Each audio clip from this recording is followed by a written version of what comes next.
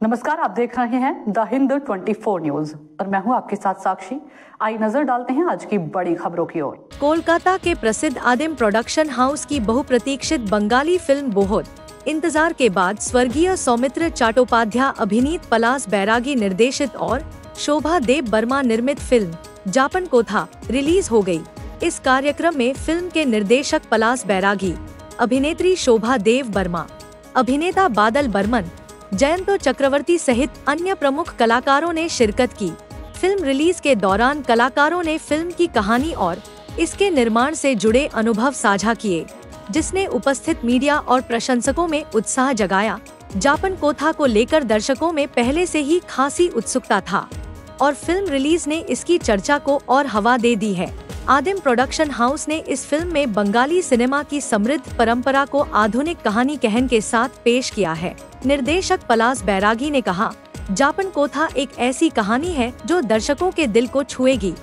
हमने इसे पूरे जुनून के साथ बनाया है और उम्मीद करते हैं कि दर्शक इसे उतना ही प्यार देंगे। दर्शकों को इस नई पेशकश का बेसब्री से इंतजार था।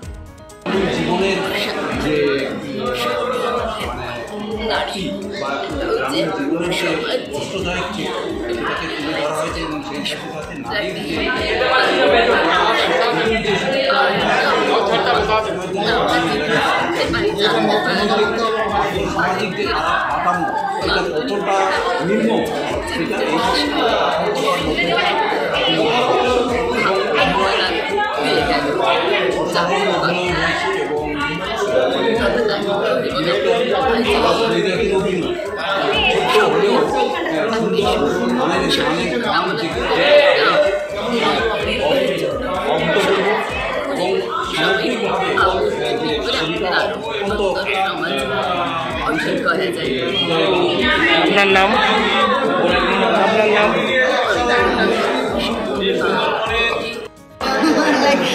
সিরিয়াসলি সৌমিত্র স্যার এটা কি শিওর মানে এরকম একটা ব্যাপার। এবং আমার এখনো মনে আছে আমরা ফার্স্ট শট দিচ্ছি, আমি না চুড়ি নিয়ে খেলছিলাম, লাইক সৌমিত্র স্যার মানে শটটা দিয়ে দিল, আমি না বুঝতেও পারিনি। পলাশ থেকে ঘুরে বললাম, ও শটটা কমপ্লিট? বললো হ্যাঁ। আলা আমি কি করলাম? বললো চুড়ি নাড়াচ্ছিলিস। না অসাধারণ এক্সপিরিয়েন্স, মানে সৌমিত্র স্যারের সাথে কাজ করা মানে একটা লিজেন্ডের সঙ্গে কাজ করেছেন, কিছু শেখা, কাছ থেকে দেখা, সে অনুভূতি আজকে চোখের সামনে সেই ফিলিংসটা দেখলেন, সেই দিনটার কথা মনে পড়ছিল, আমাদের সঙ্গে শেয়ার করুন যাপন কথা। বলতো আলাম কে বলে সৌমিত্র চট্টোপাধ্যায়, এই রে মানে ওনার সাথে কাজ করা মানে একটা লাইফ টাইম অ্যাচিভমেন্ট। মানে আমি আর জীবনে হয়তো আর সেটা পাবো না, কেউই পাবে না, বাট আমার ভাগ্য ভালো যে আমি ওনার সাথে কাজটা করতে পেরেছি। এবং ছাড়তে হবে। থ্যাংক ইউ সবাইকে। খুব সুন্দর কাজ করেছে। ইভেন আমার ভিডিও বন্ধ করছি, একটু বাইরে গিয়ে করলে ভালো হয়। ইভেন আমার এখনো মনে আছে আমাদের যখন ফার্স্ট শটটা চলছিল। হ্যাঁ, ধন্যবাদ জানাই। এটা আমার ভালো লাগলো, সবাই এসছে এই ছবি দেখতে। আমার কিছু মুখে ভাষা একদমই নেই, মুখস্থ করেও তো আজকে আসি না ঠিক মতো, তবে এত আনন্দ লেগেছে যে সবাই এসছে আর সবাই এনজয় করেছে ছবিটা।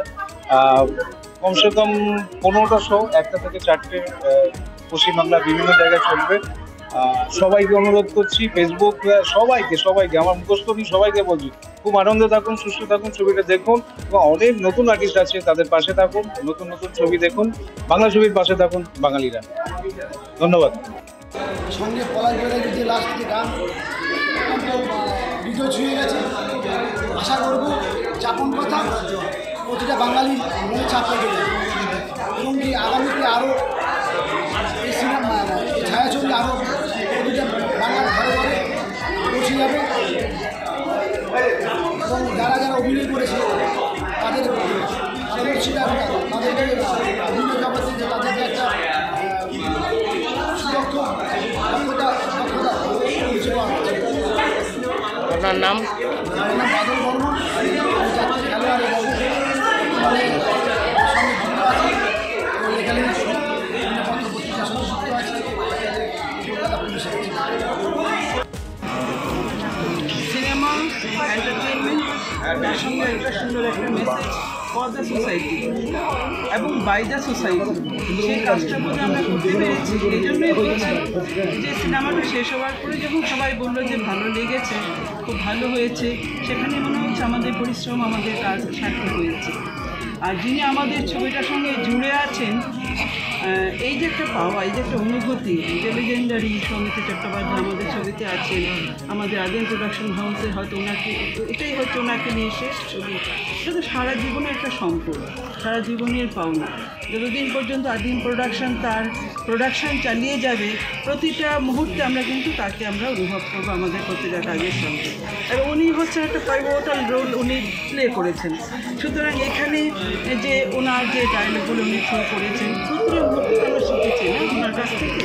আমরা তো নতুন, উনি কীভাবে হাঁটছেন, কীভাবে কথা বলছেন, উনি কোন ডায়লগের কোন ওয়ার্ডটা কীভাবে উনি থ্রো করছেন, প্রতি মুহূর্তে যে এই যে লেসনগুলো উনি দিয়ে গেছেন, সেগুলো তো সারা জীবনেও খোলার নতুন। অর্থাৎ এই যে মুহূর্ত বলবো না, এই পাওনা সারা জীবনে একটা আমার, যতদিন পর্যন্ত এই ইন্ডাস্ট্রির কাজের সঙ্গে আমি জড়িয়ে থাকবো বা আমি জুড়ে থাকবো, এটা হচ্ছে আমার জীবনে একটা শ্রেষ্ঠ পাওনা যে আমার হাউসে আমি ওনাকে দিয়ে একটা ওনাকে আমরা পেয়েছি। সুতরাং এটা আমি বলবো যেটা ব্লেসিংস অফ গড, যে উনি চলে যাবার মাত্র 1-1.5 মাস আগে ওনার সমস্ত কাজ কমপ্লিট করে দিয়ে উনি আমাদেরকে ধন্য করে গেছে। আমি ভীষণ খুশি, ভীষণ আনন্দিত, ভীষণ গর্বিত। শেষ আর একটা প্রশ্ন, সিনেমার শেষ দৃশ্যে একে মেরে ফেলাটা, এটা আন্দোলনে হেরে যাওয়াটা, এটাই বলতে চাই। এখনও কি আন্দোলনে হারে না? এখনও কি নারীরা আন্দোলনে হারে না? যে কথাটা সিনেমার প্রথম দিকে আমরা বলতে চেয়েছি, যে ডোমেস্টিক ভায়োলেন্স বলুন বা ওমেন হ্যারাসমেন্ট বলুন, এখান থেকে নারীকে প্রোটেক্ট করার জন্য প্রচুর আইন তৈরি হয়েছে। 498A, 498B ইত্যাদি ইত্যাদি অনেক আইন তৈরি হয়েছে। কিন্তু আমি এটি দাঁড়িয়ে একটা কথা আমি সবসময় জিজ্ঞেস করি যে আমরা তো এনলাইটেন্ড ওমেন, আমরা সমাজের একটা ভালো জায়গায় আমরা আছি, এটা প্রতিষ্ঠিত একটা মহিলা, তারপরে কি ঘরে ঘরে আমাদের কি নানা রকম মানসিক নির্যাতনের শিকার হতে হয় না? কমেছে কি? সমস্ত যে ভায়োলেন্স এগেনস্ট ওমেন হচ্ছে, সবগুলো কি বিচার পাচ্ছি? সেক্ষেত্রে সুন্দরবনের মতো একটা গ্রামের একটা মেয়ে যদি সে অত্যাচারিত হয়, সে তো জানেই না সে তাকে কোথায় যেতে হবে। সে যদি রিড্রেশন চায়, সে যদি সত্যিকারের বিচার চায়, আমি কার কাছে যাব, সেই মেসেজটাও তো সে জানে না যে কার কাছ থেকে পাবে, কোথায় গেলে সে তার এই অত্যাচারের বিচারটা পাবে। এখনও আমাদের গ্রামে বা আমাদের শহরেও অনেক আছে শেষ পরিণতি এরকমই হয়। ধন্যবাদ। যাতে না হয় তার জন্য আমাদের এই মেসেজটা থাকবে যে নারীদের নানা রকম সুবিধা পাওয়ার জন্য, বিশেষ করে ওমেন হ্যারাসমেন্ট, ডোমেস্টিক ভায়োলেন্স এবং নানা রকমভাবে নারী নির্যাতনের শিকার করে, তাহলে কোথা থেকে সে তার রিপ্রেশনগুলো পাবে, কোথা থেকে সে সাহায্যগুলো পাবে, সেটার জন্য আমাদের গ্রামে গঞ্জে শহরে নারীদের কাছে এই বার্তাটা পৌঁছে যায়। সেটাই আমরা বলতে চাই। देखते रहिए द हिंद 24 न्यूज।